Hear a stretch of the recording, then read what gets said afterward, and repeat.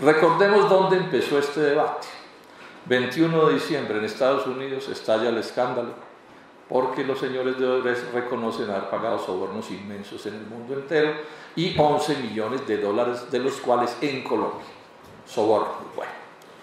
El 22 de diciembre, al otro día, el fiscal o la fiscalía le abre una investigación a Ana Belena, que publicita en los medios de comunicación.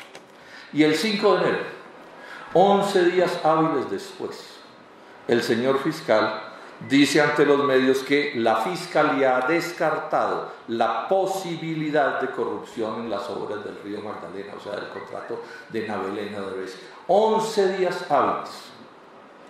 O sea, sin duda estamos asistiendo ante el fiscal más rápido de la historia de la humanidad. En unas cuantas horas abre la investigación y en 11 días la cierra. Speedy Martínez, podríamos decirle al señor fiscal, para estos efectos.